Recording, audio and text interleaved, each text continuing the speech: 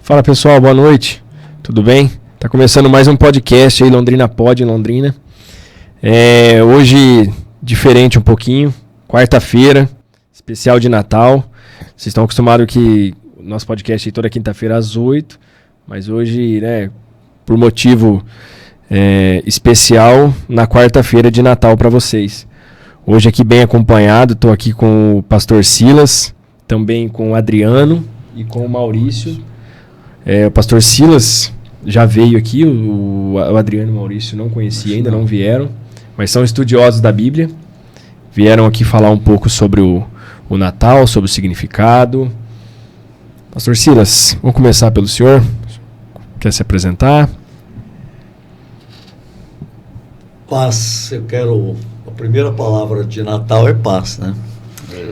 Paz e alegria para todo o povo. A Bíblia diz que para o povo que andava em trevas houve grande luz.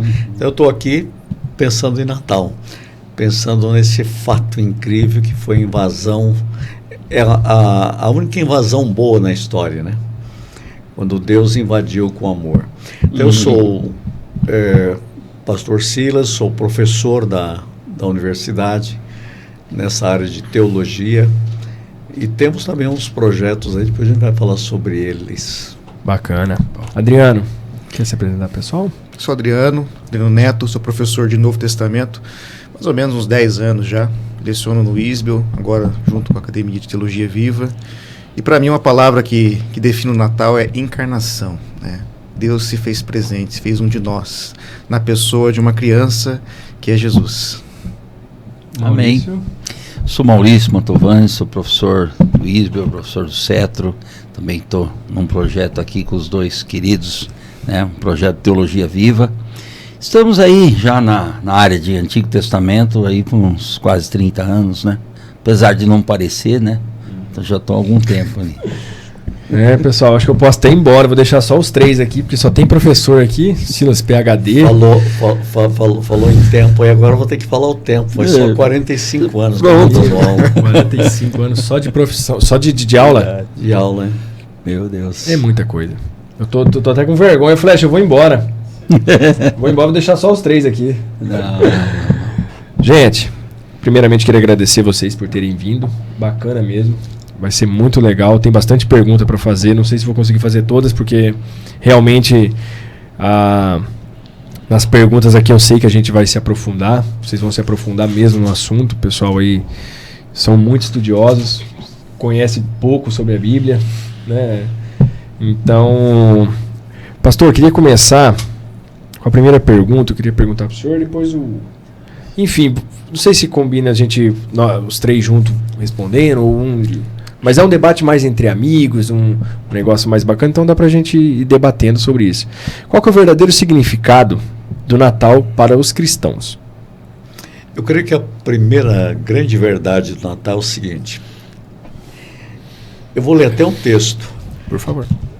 No Novo Testamento aparece essa frase em Lucas, capítulo 2, versículo 10. O anjo, porém, lhe disse: não temais, eis que vos trago novas de grande alegria. E no versículo 12 ele diz assim: veja, o Natal é uma boa nova de grande alegria, e que será para todo o povo. E olha que incrível no versículo 12: e isto vos servirá de sinal. Natal é um sinal, o grande sinal, né? E ele diz uma coisa aqui sobre o sinal, olha: encontrareis uma criança envolta em faixas e deitada em manjedoura. Natal é isso. Deus se fez um bebê. Então esse é o grande sentido do Natal. Deixa eu colocar isso até para ajudar todo mundo a conversar, o seguinte. Se você for à China e vai dizer assim, qual que é o sinal? Eles vão dizer um conceito moral. Esse é o sinal.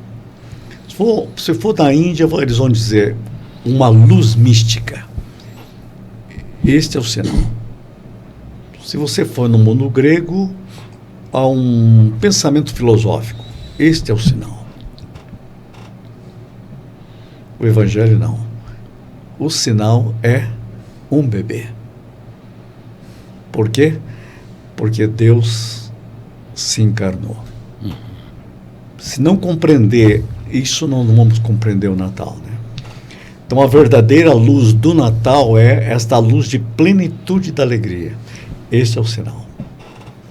Interessante, a própria Bíblia falou, o sinal é o seguinte, vocês vão ver um bebê. O Natal começou. Então, o Natal não é o Natal do Papai Noel. É o Natal de um bebê envolto em panos numa manjedoura. O céu disse, esse é o sinal. De onde saiu o Papai Noel? É uma coisa que eu nunca pesquisei. Porque da onde saiu o Papai Noel? Qual a ideia do Papai Noel? Porque daí até acabou meio que apagando um pouco, como diz. Porque tem muita gente que nem sabe o que é o Natal. Se você perguntar, muita gente não sabe o que é o Natal. Então, da onde saiu o Papai Noel? Alguém sabe explicar ou não? Interessante você fala disso daí, né? Da luz, né? O Natal é cheio de luz, né? Mas muitas vezes falta a verdadeira luz, né? Vocês a luz artificial, sobre né? O Papai Noel não tem. A luz artificial. A origem. Quer falar um pouco? A origem me parece que é um mito nórdico, né? Uma coisa lá do Santa Claus.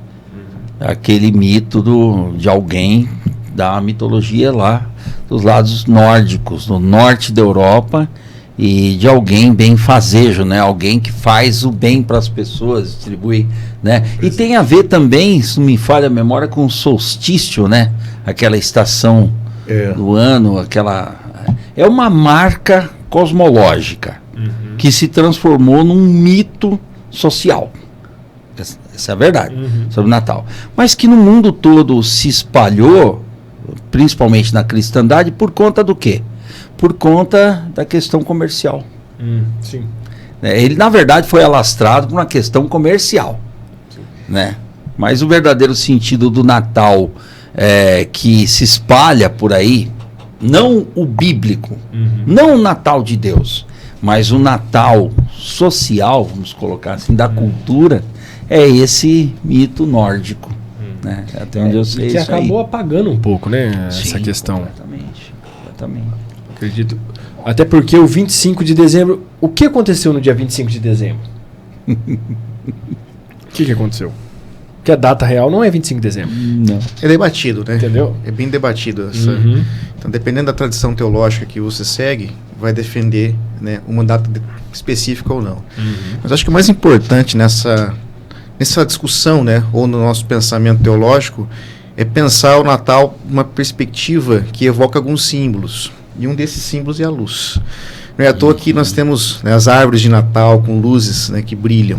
Quando o professor Maurício falou sobre a perspectiva comercial, muitas vezes o Natal ele fica vinculado, né, àquela luz da árvore a fim de vendas, né, de comércio, de presente. Aí tem promoção, tem, né, presente para criança, para adulto e etc. Só que se eu entendo o Natal na perspectiva da luz, né, a luz, eu preciso focar na realidade de que a verdadeira luz brilhou na gruta de Belém. Na escuridão do mundo, a luz de Deus brilhou numa criança. E essa criança é ela que nos mostra o rosto de Deus.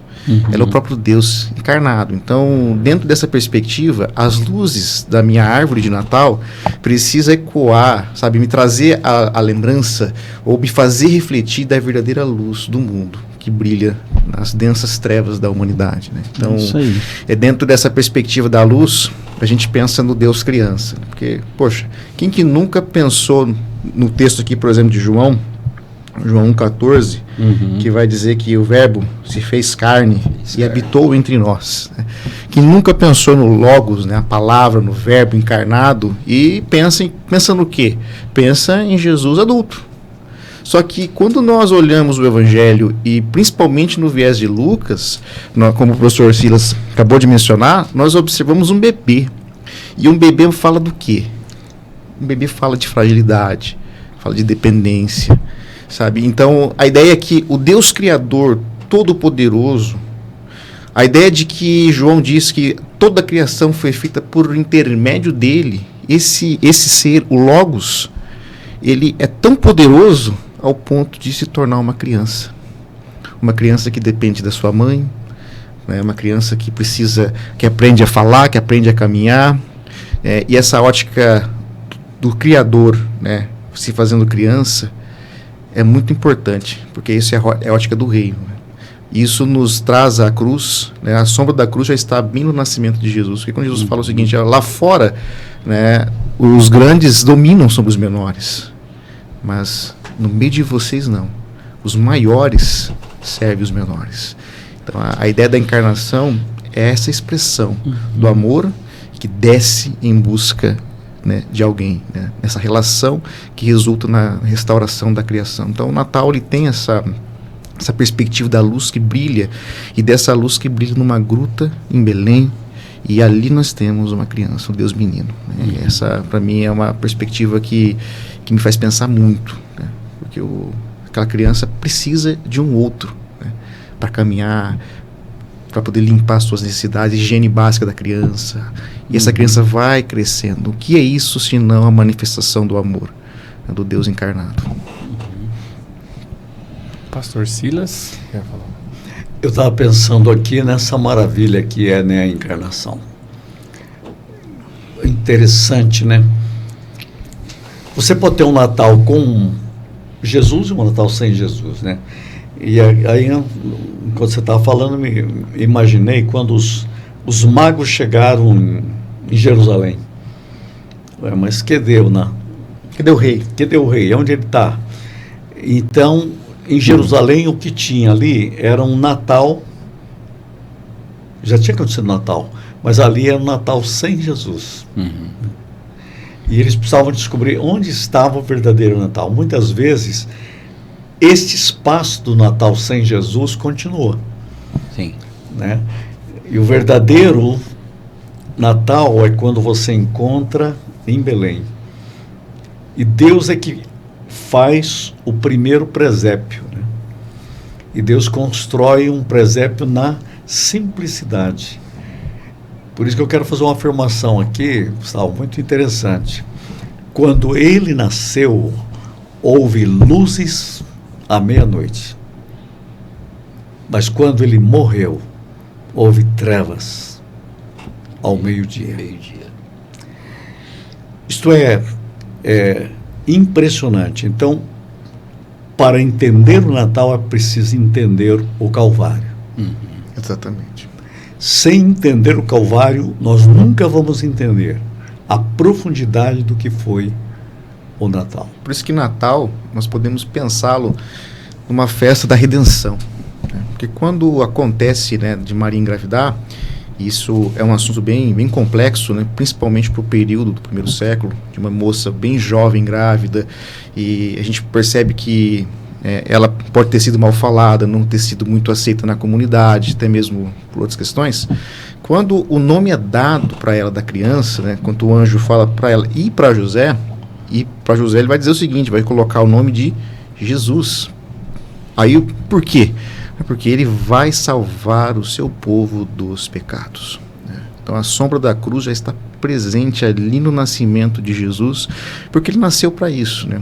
Para salvar o povo do pecado. Né? E dentro dessa ótica eu gosto de pensar a salvação, não uma perspectiva meramente individual, né? Como que se a gente dependesse de um tipo de aposentadoria celestial, né? De morrer e vai para o céu. Não, a salvação é uma perspectiva de redenção da criação. Né? A redenção da criação é vista no crucificado e ressuscitado. Né? É no ressuscitado que nós temos o início dessa nova criação que os profetas do Antigo Testamento anunciaram previamente. Então o Natal como festa da redenção é a festa da alegria, na qual nós os redimidos celebramos.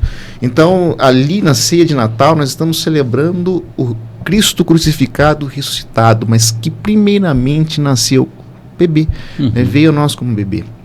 Isso nos conduz a um tema importantíssimo, adoração. Natal é uma festa de adoração, né? As pessoas chegavam para adorar, né? Os magos que o professor Silas colocou, eles chegaram até Jerusalém, e olha que interessante esse contraponto. Quando existe a perspectiva de que o rei nasce, você vai para onde? Para o palácio.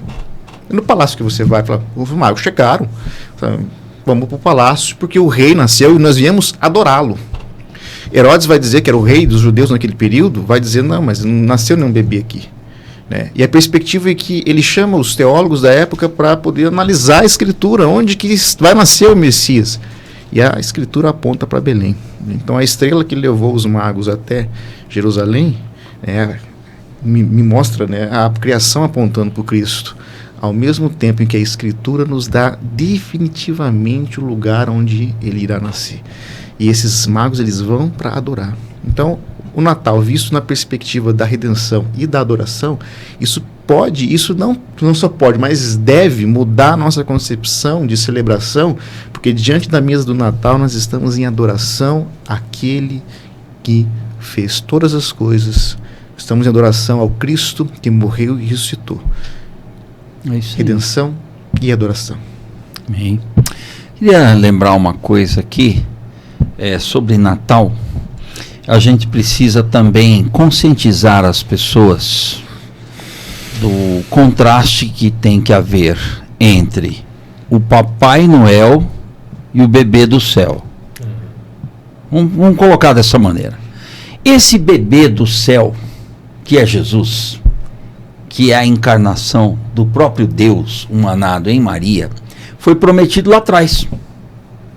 Quem criou o Natal? Deus. Quer saber onde nasce o Natal? Eu quero mergulhar então em Gênesis 3,15. É a primeira promessa do Natal.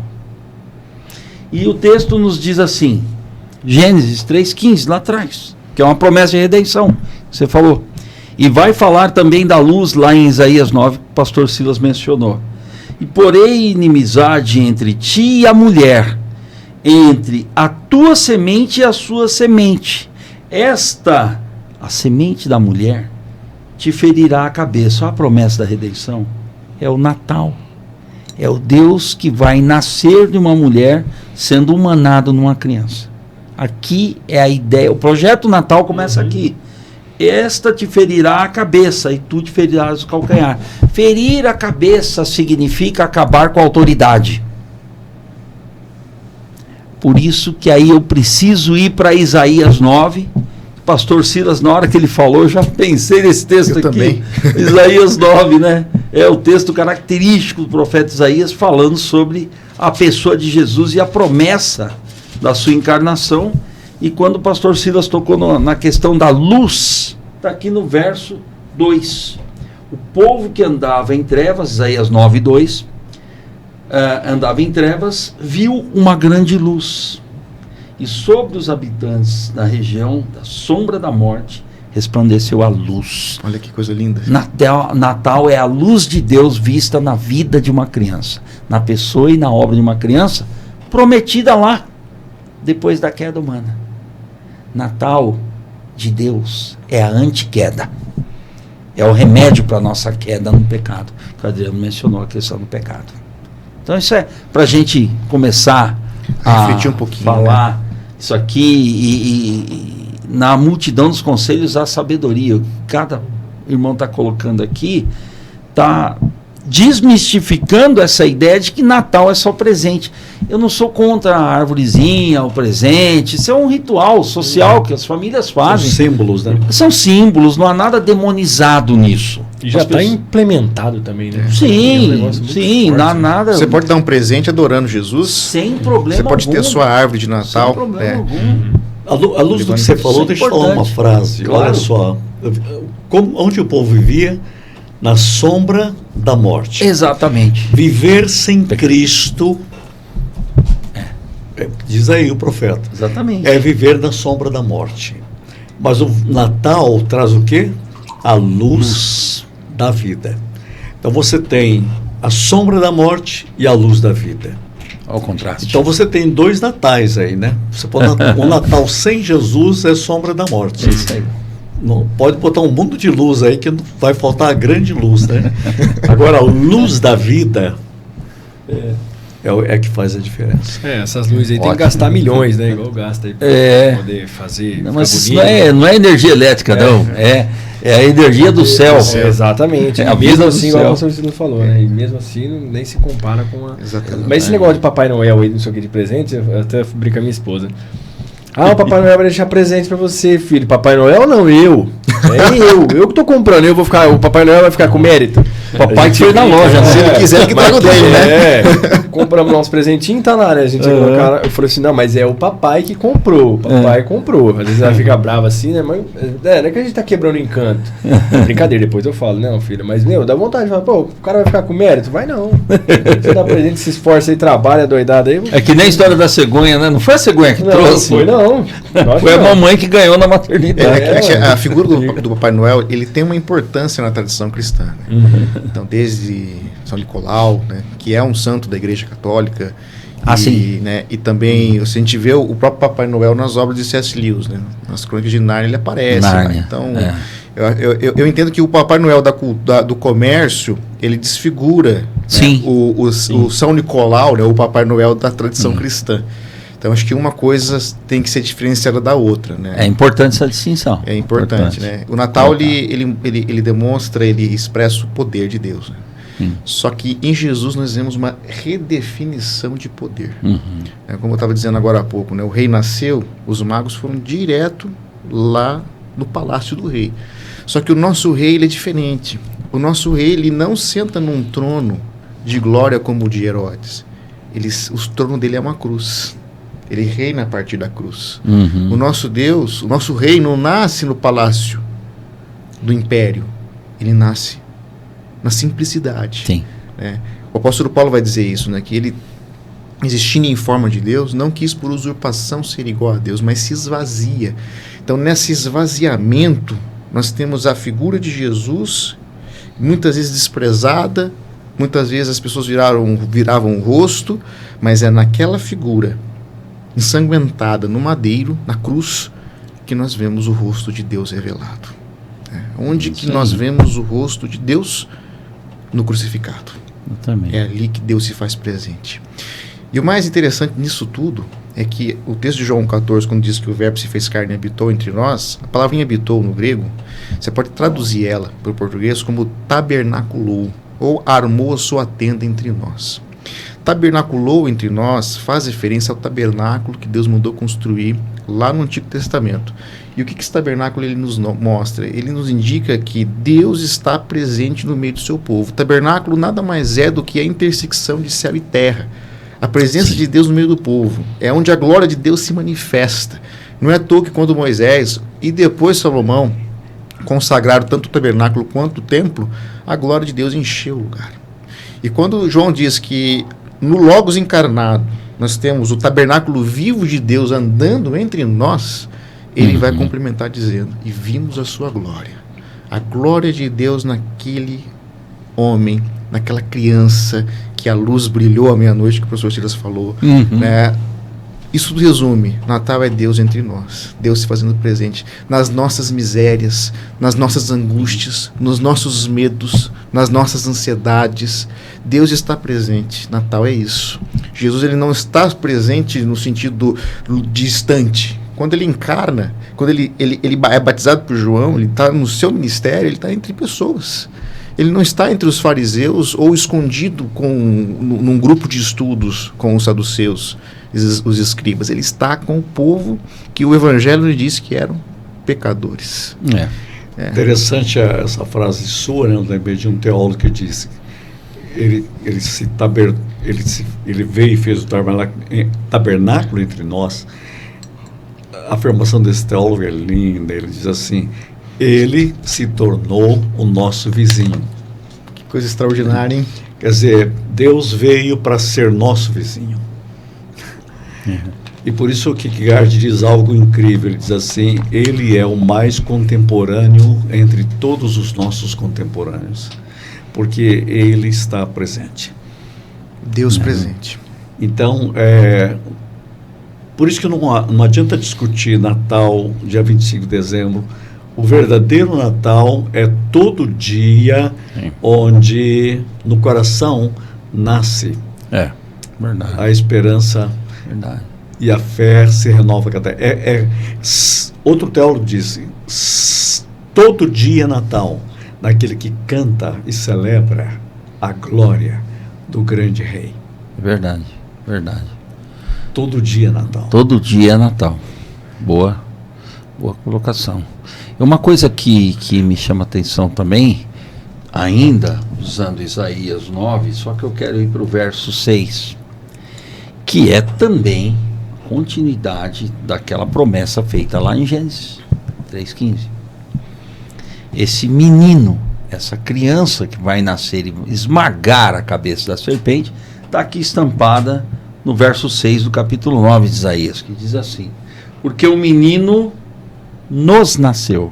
Eu gosto muito dessa afirmação. Nos nasceu para nós. O presente de Deus é o próprio Deus humanado. Quem dá o presente de Natal para a humanidade é o Deus que se faz presente na própria humanidade, nosso vizinho. Esse planeta foi visitado pelo próprio Deus que se humanou. Então, nos nasceu. Um filho se nos deu. São duas conotações. Aqui eu vejo a pessoa e a obra de Deus reveladas numa pessoa chamada Jesus Cristo. Por isso que é Natal. Por isso que é Natal todo dia. Todo tempo em que ele nasce na vida de alguém é Natal. Aí a luz. Essa luz vem e ilumina. Então nós temos a pessoa e a obra de Cristo definidas nesse verso aqui. Nos nasceu a presença corpórea, encarnação e identificação de Deus com a humanidade. Isso é Natal. E pegando o gancho na fala do Maurício e na fala do Silas sobre Deus ser nosso vizinho, é importante deixar isso mais definido ainda na presença, né, do Deus presente, né, o Deus entre nós, o Deus que vive entre nós, na pessoa de Jesus, hoje no Espírito. É levar em conta que a presença de Deus, ela não está apenas nos bons momentos, né? Então a gente pensa assim, a celebração do Natal é uma festa de alegria, para muitas famílias se reúne, só que tem muitas outras famílias que hoje é tempo de choro. É o primeiro Natal sem o pai, sem alguém. O primeiro Natal sem a mãe, sem a esposa, sem o esposo, sem o filho, etc. Eu acho que é a data comemorativa que mais pesa. Exato. Tirando talvez o aniversário. Mas eu acho que o Natal, acho que é porque a pessoa está acostumada, né? Uhum. O bom do Natal de hoje é aquela família, né? Que unida. Se junta a família. É, agrega, né? Minha esposa também gosta. É legal. Então a gente gosta da família na nossa casa. Você chama teu pai, tua mãe, tua irmã, teu irmão. Por mais que às vezes você tenha problema familiar, junta todo mundo, né? Junta todo mundo. Então assim, eu acho que esse Natal, ele é legal. Lógico que é, só que aí quando tem os que sofrem. Mas não só, não só a perda. Tem pessoas que, por exemplo, que saíram do país, foi estudar, trabalhar, e estão sozinhos. Enquanto o Natal está acontecendo aqui, ela está vendo fotos no Insta, né, os Reels da família, ela está sozinha. Então a presença de Deus no Natal, o Deus que se faz presente, o Deus que é o nosso vizinho, ele está presente também nos momentos de sofrimento, de dor, de perda, porque é fácil ver Deus na alegria. Mas quando nós vivenciamos um momento de sofrimento, a tendência é não ver Deus, né? Parece que Deus virou as costas, escondeu o seu rosto. Mas essa é uma perspectiva que precisa ser modificada, né? Nós não precisamos sentir Deus. Basta crer que Ele está presente. Então, mesmo na solidão, ainda pode ser Natal. O Senhor é meu pastor? Esse é o salmo. Nada me faltará. Né? E Ele está comigo em todos os momentos. A tua vara e teu cajado me consola. E o contexto é: mesmo que eu ande pelo vale de sombra da morte, tu estás comigo. Então o Natal é essa presença de Deus em Cristo, né? O Deus que está aqui, mas que também é um futuro para nós, né? Esse futuro eu chamo de nova criação. Essa nova criação já começou em Jesus, na ressurreição dele. Então nós estamos hoje como sinais desse futuro glorioso que amanheceu em Jesus. E como testemunhas desse futuro, nós hoje anunciamos que o Jesus que nasceu como um bebê é ressurreto. A nova criação começou e por isso nós celebramos, porque se nós celebramos o Natal, nós estamos celebrando a redenção.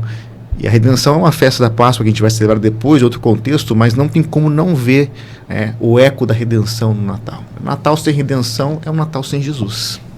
Uhum. Interessante isso, ligando esses dois pontos, né? Vou voltar aqui no texto.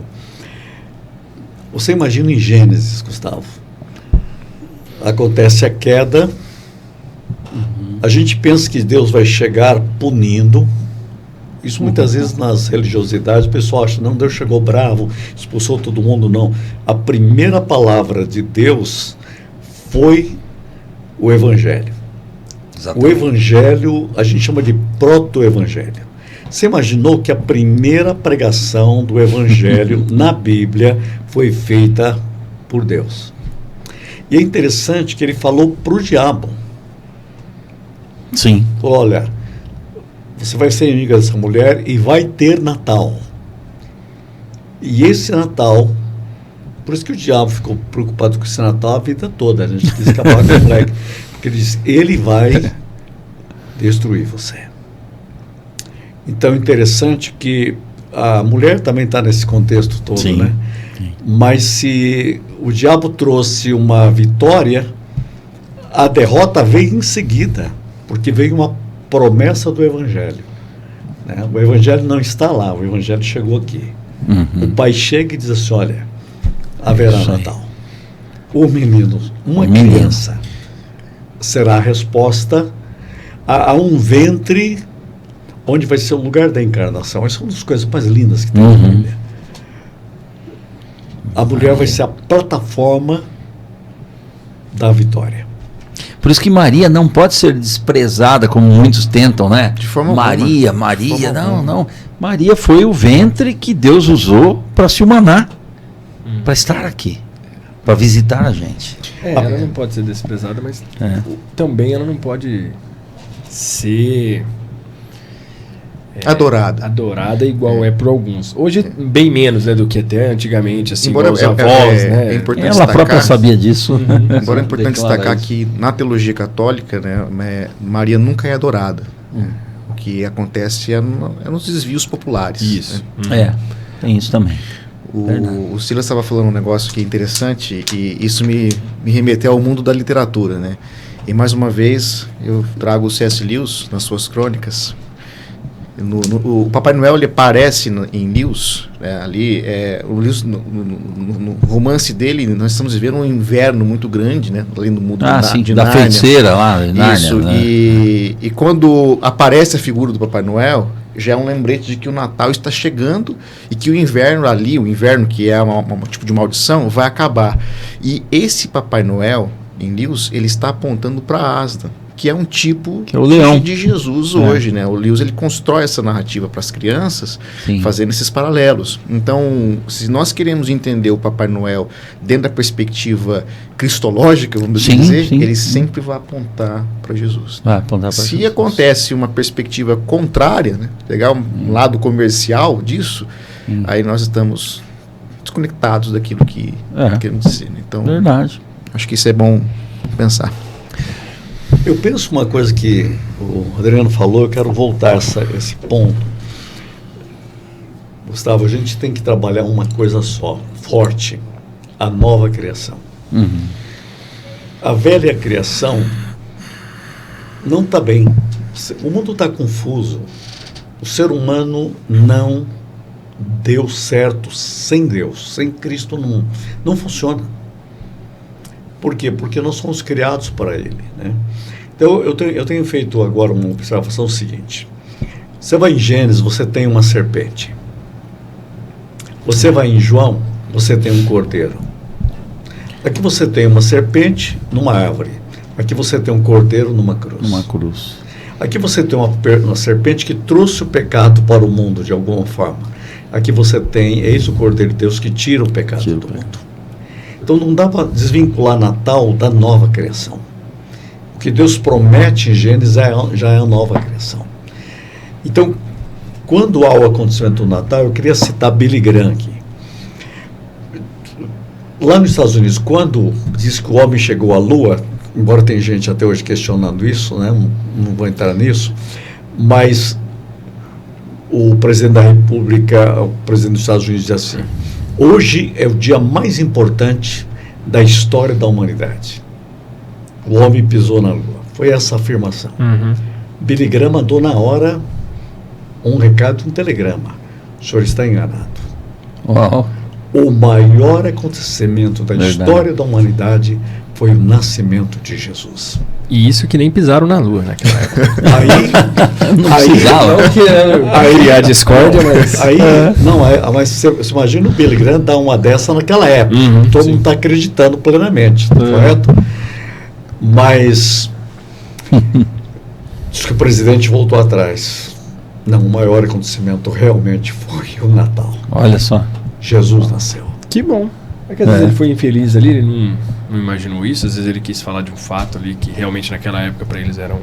E querendo se promover, também pensando nisso, acredito que... Mas o bom é a gente contrapor a qualquer grande fato que o maior fato foi a encarnação. Deus se fez encarnação. Isso é demais. E linkando isso com a ressurreição, é interessante também que o ressuscitado pisou na nossa terra por 40 dias. Né?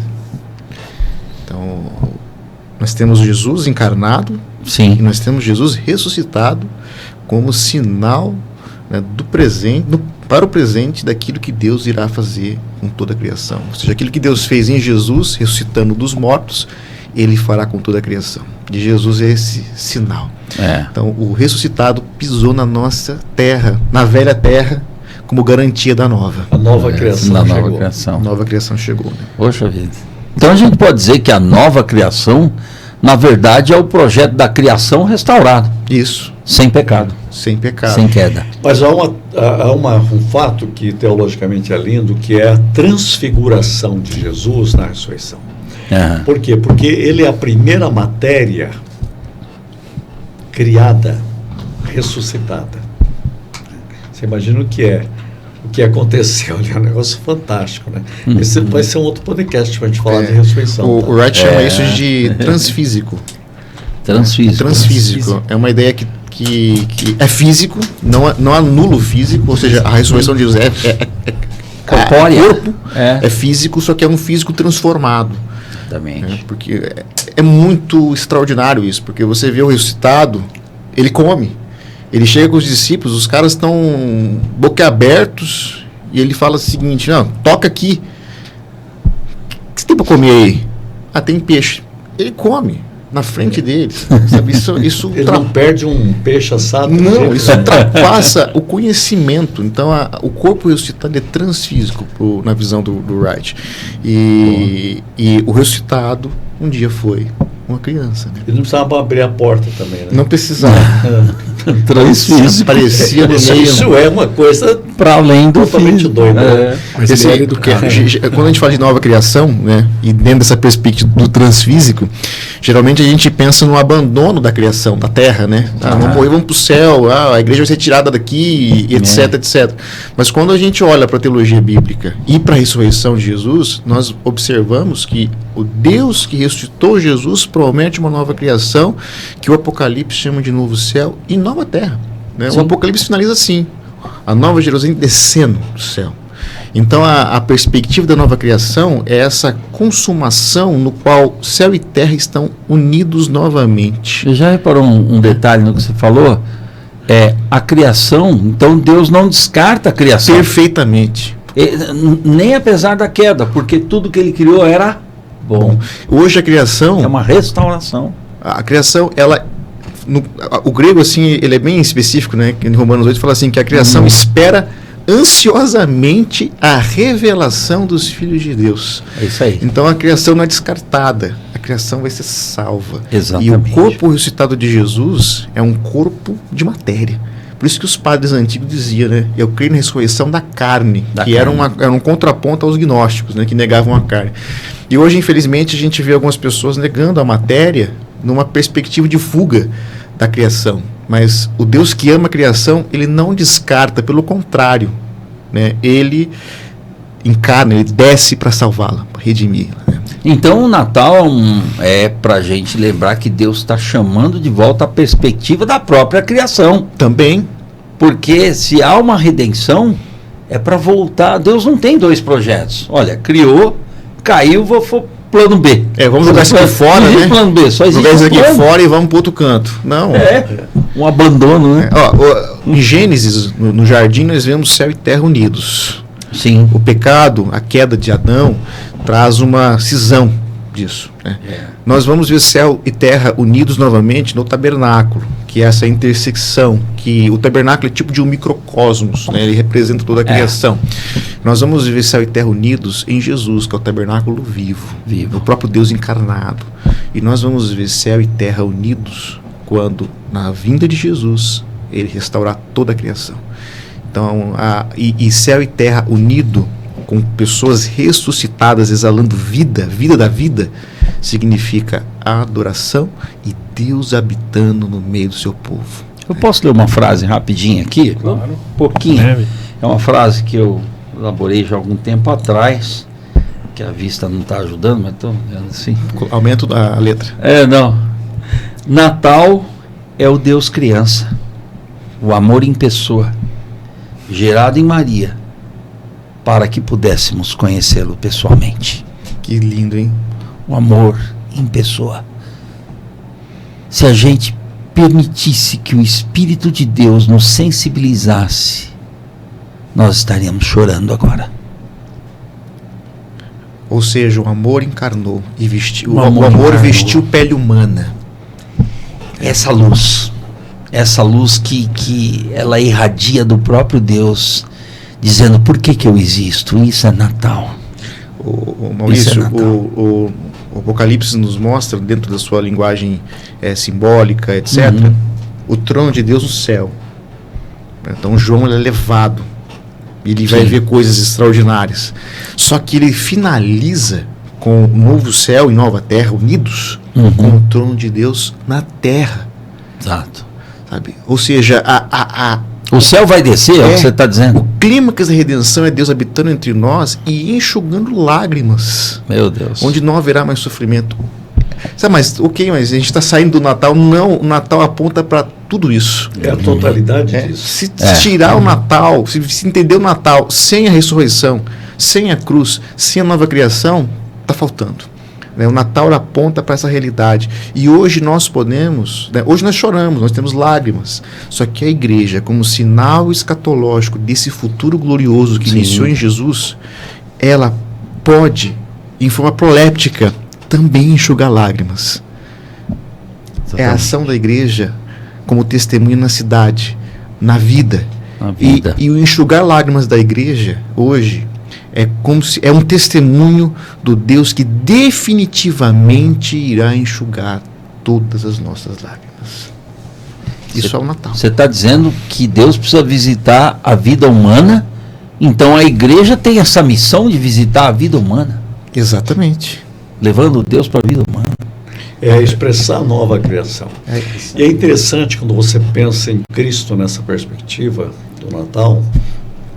Gustavo, é tão bonito isso, porque a Bíblia diz, a primeira página da Bíblia diz, no princípio, criou. No princípio. Mas a última página diz assim, eu sou o princípio. Então a Bíblia começa com ele e a Bíblia termina com ele. E se você observar, a última palavra no Apocalipse é Jesus. E a primeira palavra, a promessa de Deus, né? Deus, claro, tem aquela primeira, eu vou abençoar vocês, mas depois ele faz assim, agora eu vou dar uma bênção maior. Vai começar a nova criação. Essa criação aqui já era. Verdade. Parece que o diabo pensou que tinha vencido, mas realmente Deus criou uma sataneira, sabe? Uma ratoeira. Ele caiu na armadilha. Sataneira. Boa palavra. Caiu na armadilha e falou, ué, mas que história é essa? Cara, sataneira. Palavra nova. Palavra nova. Mestre, eu vou adotar essa. Sataneira. É um neologismo. Algo aconteceu realmente, uma vitória tremenda. Então, eu quero que a gente pare para pensar. Natal acho que a luz do que falamos aqui é a nova criação. É participar da nova criação. É ser chamado pela nova criação. É expressar a nova criação. Então, é bonito. Eu acho bonito o Natal nós somos uma cidade que o Natal é muito bonito, né? Sim. Me faz lembrar Londres, me faz me lembrar os Estados Unidos. São países maravilhosos. Quando eles pensam em Natal, é rico. Nós não estamos aqui criticando nenhum dos símbolos. Os símbolos são maravilhosos. Importante. Claro que tem aí uma exploração comercial e tal, mas no meio disso é preciso que a gente cante e celebre a vinda de Cristo e celebre esse verdadeiro espírito do Natal, esse verdadeiro sentido do Natal. E é Natal todo dia no coração. Os que cantam celebram a vitória de Cristo. Não sei se você tem alguma pergunta nova aí. Acho que você fez uma pergunta só pra gente, a gente foi responder. Tem que ter mais podcast, hein? Tem que ter, porque é muita informação, e aí às vezes eu fico vendo, eu me olho na câmera assim, eu tô até assim, parado assim, porque é muita informação, informação rica, inclusive. Na verdade, assim, o pastor Silas tinha falado da humanidade hoje, e eu queria, assim, uma pergunta bem simples, mas o que fazer para que o nascimento de Jesus, o que fazer para que a sociedade ela entenda melhor isso, por que ele veio, sabe? Que hoje, a gente falou já sobre isso no começo, que realmente o pessoal acabou esquecendo muito do Natal, né? Tá mais aquele negócio do Papai Noel. Mas o que fazer para que as pessoas tenham esse conhecimento, essa sabedoria para lidar com isso? Tá errado? Se tem alguns pontos para mudar? Ou se tá legal assim? Não, Papai Noel, tá todo mundo certo, todo mundo sabe separar, não sabe diferenciar. Romanos vai dizer para nós que a igreja foi chamada para estar no meio da dor do mundo. Então, a pergunta é inspirar, tá? Como que o nascimento pode inspirar nós? Então, pensa assim, a igreja chamada para estar no meio da dor do mundo é uma igreja que testemunha o ressuscitado. E esse testemunho precisa ser visto não só em palavras, e não também só em atos, em gestos, mas tanto palavras quanto gestos precisam ser movidos na força do amor, porque é o amor que vai, né, identificar aquele que é seguidor do crucificado. Então o Natal, dentro dessa perspectiva de inspiração e da igreja e das pessoas nas suas ceias, nas suas casas, elas precisam ser movidas dentro dessa ótica de que, embora ali esteja ótimo, existem outras pessoas que não estão tão bem assim. Então, a igreja ela não vive sozinha, né? Jesus não veio para salvar uma pessoa, ele veio para salvar um povo, que é a sua igreja. Posso evocar um texto bíblico aqui? Inspirar. Eu vou para Atos 1:8. Mas recebereis a virtude do Espírito Santo que há de vir sobre vós e ser-me-eis testemunhas, o que a Adriana estava falando. Testemunhas do Natal de Deus. Exato. Mesmo em meio à desesperança, em meio à dor, em meio à não resposta, à falta de perspectiva da vida. Então, ser testemunha é dizer quem é Deus, vivendo Deus na vida. A vida real, sabe? Não a vida do gabinete, não a vida da reflexão. Não é um discurso. É a vida real, a vida cotidiana, sabe? Exatamente. A vida que se manifesta no trabalho, na faculdade, na escola, onde as pessoas elas conseguem, de fato, externar a sua dor e as suas alegrias. Sim, mas deixa eu continuar o texto aqui, que vai falar de Londrina. Quer ver? Tanto em Jerusalém, como em toda a Judéia e Samária, até os confins da terra. Até Londrina. Até Londrina. Ou a sua cidade, ou aonde você estiver. Confins da terra é toda a geografia onde Deus chega. Com testemunhas, que ele falou. Exatamente. Eu costumo dizer que cristianismo não é quem nós somos, é quem Deus é em nós. E para mim isso é a verdadeira conotação de testemunho. É dizer quem é Deus. Isso daí não significa reduzir o evangelho à perspectiva, à justiça social. Nada disso. É falar... Isso é muito pequeno. É muito pequeno. É falar da presença de Deus no meio do seu povo, e esse povo que é testemunha do Deus que ressuscitou, do ressuscitado. E isso não é só palavras, né? Isso daqui é como se fosse fagulhas da nova criação invadindo o nosso presente. É o futuro invadindo o presente. Não é não é a extinção do futuro, é o futuro invadindo como fagulhas, como raios de sol. É isso aí. Sabe, a Nova madrugada, criação. quando vai nascer o dia, tem um momento que o sol começa a nascer. Aurora. E Aurora. parece, você vê a noite ainda, mas você vê o sol nascendo. Sim. Você vê o dia, a luz, é um contraste de luz e trevas, né? É isso, a nova criação é esse contraste. Verdade. Vai chegar um momento que tudo será dia, mas hoje, na nossa existência, nós temos esse contraste de luz e trevas. Nós somos da luz. E com testemunhas do Natal, do Deus que se fez criança e que ressuscitou dos mortos, nós precisamos inspirar as pessoas dentro dessa perspectiva. A luz chegou, ela nasceu no mundo de trevas.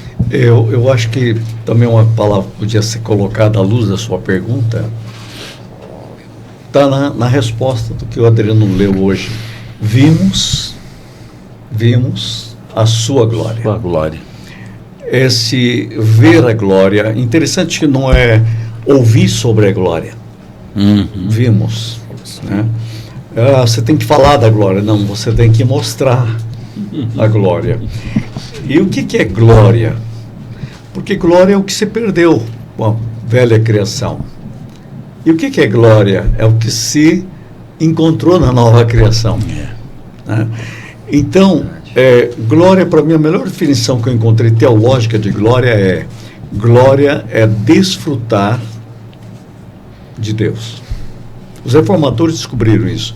É desfrutar do melhor de Deus.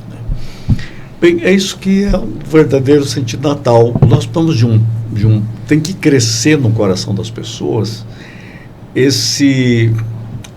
expressar esse desfrutar de Cristo, esse desfrutar de Deus. O mundo está cansado de teoria, de palavra vazia, ou de uma religiosidade aparente sem vida nenhuma, né? As pessoas gostariam de descobrir que há um Cristo vivo. Então, se nós tivermos mais pessoas vivendo o verdadeiro Natal, expressando a glória, e eu gosto muito quando João vai falar isso, quando Jesus vai na primeira festa de casamento, ele vai para uma festa, né? Não era fácil convidar Jesus, né? Porque ele convidava vinha 12, 13. Você imagina o que era aquilo lá. Mas ele foi convidado e foi. E ali tem uma expressão que eu acho a chave de tudo. Manifestou ali a sua glória. É, verdade. Então, o que nós precisamos no Natal para mudar isso? As igrejas precisam ser um lugar onde manifesta a sua glória. Os púlpitos precisam manifestar a glória. O povo está cansado de gente falando qualquer coisa para chegar a lugar nenhum. As pessoas precisam da glória de Cristo, né? Isso tem que expressar na vida dos lares, maridos, esposas, desfrutar dessa glória. Sim. Por quê? Porque nós fomos criados para isso. Nós fomos criados para a glória de Deus como um peixe foi criado para a água. Então, nunca você vai cansar disso. Você cansa de tudo. Para falar a verdade, você cansa até de você mesmo. Mas você nunca vai se cansar da glória de Deus. Da glória de Deus. De Deus Presença. A palavra glória também me remete à ideia da raiz dela, que é presença. É o peso da presença. Peso da presença. A vida de Deus na vida humana irradia vida para a vida das pessoas. Cisa está falando uma coisa importantíssima, pegando um gancho aqui também com o Adriano. A igreja precisa ser Deus para a sociedade. Isso é testemunha. Por quê? Porque a gente recebeu o poder para falar de nós mesmos. O que eu vejo com o conceito de testemunho, nessa esteira que o Silas abordou, é gente falando coisa que não leva a lugar nenhum. Por que tem que saber de mim? Tem que saber do Deus que há em mim. Exatamente. Não é meramente o meu testemunho. Não, eu era isso, eu era aquilo, agora eu saí disso, saí daqui, Jesus me transformou a mim. Isso não é testemunho. Não é o testemunho de si, é o testemunho dele. Então, exatamente. Então, você Isso é acredita que testemunha. as igrejas, no geral, estão desempenhando seu papel sobre isso? Ou não? Eu acredito que não. A gente está devendo isso ao mundo. Não são as igrejas, né? Igreja nós, pessoas. Né? Não, pessoas, sim. Somos nós. Instituição não tem voz para nada. Só no cartório. Só na burocracia. Igreja é gente possuída por Deus, pelo Espírito de Deus. É a igreja do crucificado. É isso. É o crucificado. Aí a gente vai evocar Moltmann aqui. Onde que nós vemos a glória de Deus manifesta? Na cruz. Né? No rosto do crucificado. É um contraste, é extraordinário isso. É loucura. Né? Isso é loucura. Mas é ali que a glória de Deus se manifesta. Exatamente. Muito bom. Quando a gente fala de crucificado, junta com o ressuscitado, né? Porque Jesus na cruz sem ressurreição é um fracasso, né? Não existe uma coisa dois, sem outra, né? Cruz sem ressurreição é uma anomalia teológica, né? Pessoal, bastante aprendizado aqui. Inclusive parece que vocês têm um curso, ou vão dar um curso, estão fazendo, tem um projeto novo que está para vir, ou já começou. O nosso mestre falar, né? Nosso mestre, como é nosso mentor vai falar. Explica para o pessoal aí de casa para... Nós queremos convidar você para um projeto incrível. Nós temos trabalhado isso há alguns anos já. Nós temos caminhado por várias décadas, né? E agora falamos, vamos fazer alguma coisa. Eu vou dizer claro, quem tem paixão profunda para conhecer a interioridade do coração de Deus e da palavra. Então não é um curso para diploma. Né? Quem quiser diploma, nós temos muitos lugares bons para nós indicarmos. Mas é uma caminhada, Gustavo. Nós queremos caminhar, estamos reunidos às segundas-feiras, por 1 hora, é gravado ao vivo. Cada um de nós falamos uma segunda-feira. São trilhas, e nós chamamos de Academia de Teologia Viva. Teologia Viva, que o senhor está falando. Teologia Viva. Academia de Teologia Viva. Por que viva? Porque nós acreditamos que é uma teologia que é transformadora, que é esse viver a nova criação. Sim. Então, nós estamos estudando sem parar. Só que nós queremos deixar um legado, deixar que as pessoas também aprendam isso. Então, eu queria convidar você para o que nós 3 estamos fazendo aqui. Estamos estudando sem parar. Você pode pegar isto para você e transformar a sua vida. E são líderes que estão precisando, que querem mais. Se quiser mergulhar, é isso. Alguém vai perguntar quanto tempo vai durar? Até, enquanto estivermos vivos, até a volta de Cristo. Pois é. Porque não é muita coisa para fazer, nós temos uma caminhada e... Doutor, então o currículo é grande, hein? Então não tem... o currículo é gigantesco. Quando vai terminar? Não sei. Não sabemos. Na hora que acabar o conhecimento de vocês, então vai... É um conhecimento de Cristo. O que é bom, dura o necessário para ser eterno. É verdade, top. E para quem que é esse curso? Fala vocês agora. Esse curso é para todos. Para pastores, para membros, líderes, músicos, todo mundo, leigos, todo mundo que ama Jesus. Porque nós acreditamos, Gustavo, numa teologia que se faz de joelhos. A teologia, ela precisa ser feita de joelhos, em adoração. Sabe? É na paixão, é em Deus. A teologia, antes de ser um falar a Deus, é um falar em Deus. Em Deus. Então, toda pessoa que é apaixonada por Jesus, que quer conhecê-lo mais, porque quem ama deseja conhecer, né? Não se contenta com o que sabe, quer estar perto, quer estar junto. Quer conhecer quem eu amo. Isso. Nós queremos essas pessoas que amam Jesus, como nós amamos. Você sabe que isso me remete a uma coisa que precisa ser desmistificada para as pessoas. A teologia feita dessa forma, ela não é cansativa, não é enfadonha. Não é algo que vai te dar um papel para você pregar na parede. A pessoa não precisa nem sair de casa, né? Não, porque é online. Então não tem nem desculpa, né? Porque às vezes a pessoa fala, não tem hora, porque o culto, por exemplo, não bate com o horário, às vezes, da faculdade, da aula. Não vai colidir com a agenda de ninguém. A pessoa vai acessar a hora que ela quer. Se ela não puder ver ao vivo, ela vê a gravação depois. Nós temos um grupo de WhatsApp que ela pode interagir com outras pessoas no grupo, com os professores, que nós também estamos nesse grupo. Realmente. Então, a teologia de joelhos, a teologia em adoração, ela explode o coração, ela queima. É genoflexa. Ela queima. É genoflexa. Perfeito. E isso conduz ao serviço. Né? Não é uma teologia que fecha você. É uma teologia que É o contrário. Ela abre, você vai para o serviço. Acho que esse é o foco. Essa expressão que ele usou, teologia em Deus, falar em Deus, falar com Deus, te dá autoridade para falar sobre Deus. Perfeitamente. Então, quando a teologia é trocada nesse viés assim, ela passa a ser cansativa. Passa a ser acúmulo de conhecimentos sobre Deus, mas não conhecimento de Deus, como a palavra fala, conhecer Deus. Meu povo peca por não conhecer a Deus. Oséias falava disso. Não ter experiência com Deus revelatória. O Karl Barth, um teólogo reformado que nós gostamos, ele tem uma definição de teologia assim fantástica. Né? O que é teologia?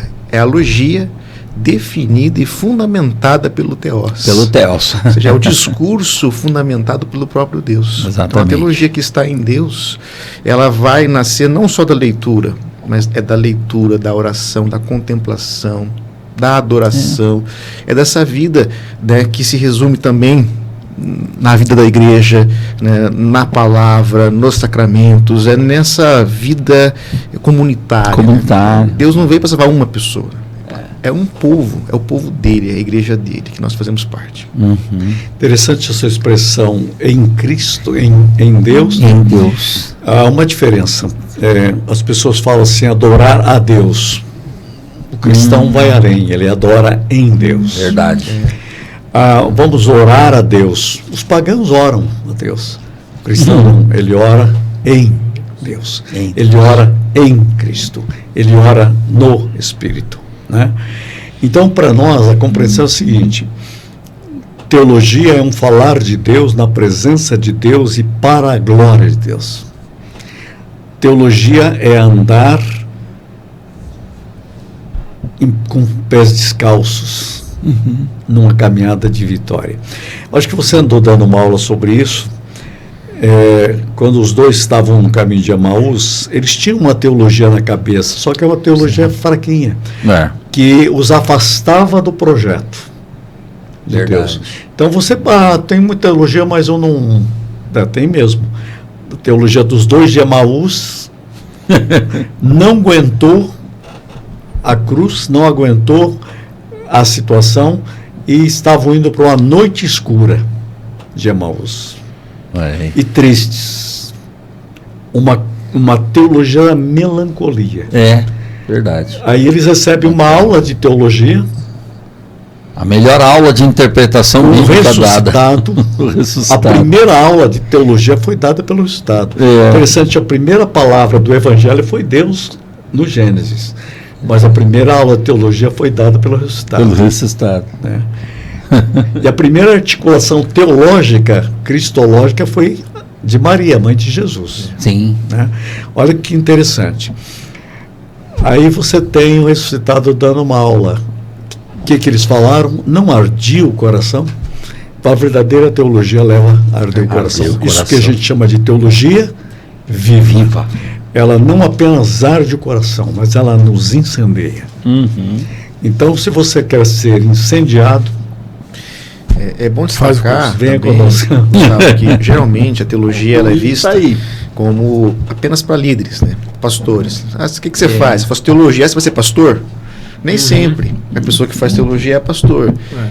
Então, tem um amigo meu que fez teologia e virou ateu. É uma teologia que não é viva, né? Porque é aquela uma que aquela que mata. Eu falei pro pastor no podcast passado sobre isso, mas virou ateu. Então. Ele não mergulhou em Deus. Ele não fez teologia em Deus. Aquilo que o pastor Silas falou. Coisa doido, né? Ouviu falar sobre, mas não foi na presença de Deus. Gustavo, ouça uma coisa. O que Deus mais procura, quero falar com cada pessoa que está me ouvindo agora. O que Deus mais procura é homens e mulheres, jovens, crianças, para que Ele possa revelar os desejos e os segredos do seu coração. Então, teologia viva é uma teologia relacional. É relacional. Não é meramente conceitual. É relação com Deus, interpessoal. Você sabe que tem um teólogo chamado Urs von Balthasar, que vocês... Sensacional. Comigo, né? Um teólogo católico, é impressionante. Ele diz, o mundo passou 1000 anos estudando só cosmologia. Pegou mais 1000 anos estudando só antropologia. A teologia ficou na cosmologia e na antropologia. Ele diz, está tudo errado. Teologia é relação. É relação. Por isso é estética, por isso que é bela. É o Deus relacional. Então, essa é a proposta dele metodológica, né? Sair de um modelo ou de outro modelo, aí que ele vai em João, né? Verdade. Só para você ter uma ideia, ele escreve 15 livros, um só sobre glória. Vimos a sua glória. É a série Glória, né? Cheio de graça e de verdade. Mais 5. E depois mais 3. A teodramática, a Cheio Glória, de verdade. Verdade. E a terceira Glória, série, não lembro lá. Graça e verdade. Graça, verdade. Só escreveu 13 livros, só sobre essas 3 palavras. Fantástico o livro aí. Sensacional. Então, quando nós vemos a teologia dentro dessa ótica relacional, o convite é para as pessoas que querem essa relação com Deus. Então, a pessoa fala, eu não dou aula na igreja, eu não prego na igreja, mas a pessoa faz devocional, né? Ela lê a Bíblia seja todo até mais dia. para essa pessoa mesmo. Exato. Talvez ela quer, sim, ler Bíblia não é só juntar palavras, né, Maurício? É muito mais do que isso. Não é sopa de letrinha. Exato. Né? Então, quando nós temos um bom conhecimento teológico, que isso inclui outras áreas do saber, desde perspectivas literárias, perspectivas de arqueologia, sociologia, que ajudam, né, na interpretação, isso enriquece o nosso devocional. O que ajuda muito dentro dessa fala também é que tem que ser feita uma distinção. Tem gente que lê Bíblia pra caramba, mas não lê a palavra. Lê letra, lê texto. Sofre de versiculite. Essa doença é séria, viu? Só conhece os versículos, mas não conhece a palavra. Versiculite. Mas ó, Jesus cura dessa doença, viu? Jesus cura. É só ele para curar mesmo. Tem cura. E é só ele. É que tem gente tão chata que a cada 10 palavras usa versículo bíblico fora do contexto. Receita de bula, remédio, né? O diabo tentou isso com Jesus e... o diabo fez isso. Ele tem essa doença. E o pior é que tem pessoa que ela não entende, e se ela não entende, automaticamente ela não vai colocar em prática isso. Então, mas posso dizer para você por que ela não entende? Aí o Dr. Silas falou uma coisa que me levou para a aula de Jesus, que ele mencionou, né? Lucas 24. E aí, no verso 45, acontece a seguinte narrativa: então abriu-lhes o entendimento para compreender as Escrituras. Não existe leitura bíblica que não seja profícua, que não tenha que ser fruto de revelação. Abrir-lhes o entendimento é uma operação espiritual, um milagre revelatório de Deus na vida humana, faz com que a teologia tenha tudo isso que a gente está colocando aqui como uma teologia viva. Ela parte da revelação de Deus, da pessoa e da obra de Deus revelada em Cristo. Então, não tem como não amar a teologia que venha de Deus, do Theos. Não tem como não amar o Logos que venha do Theos, como o Adriano falou. Não tem. Isso é teologia viva. E a gente já pode até começar a comer aqui. Eu falei para você, não falei? Não, mas eu não vou comer. Tem uma questão interessante deixa também, eu abrir aqui, doutor. Pegando o gancho do Maurício e para falar também da nossa escola, da nossa academia, aqui. É que alguém que está ouvindo a gente pode perguntar, tá, mas e o Espírito Santo? Né? Nós estamos falando de técnicas, nós estamos falando de várias questões, né? O Espírito Santo, ele nos guia em tudo isso. Porque a leitura que se utiliza de métodos é no Espírito, não é sem o Espírito. Então não é assim, agora eu vou ler no Espírito sem técnicas. Agora eu vou ler com técnicas científicas e não vou ler no Espírito. Não existe isso. Mas a proporção certa é que o milagre venha antes do método. Exato. Porque isso leva a um ministério. Ou seja, é o método sendo utilizado na direção do Espírito. É uma teologia pneumatológica. Exatamente. No Espírito. Perfeito. Isso é coisa linda olha, teria que fazer um podcast só para falar desse projeto maravilhoso, né, pastor Silas?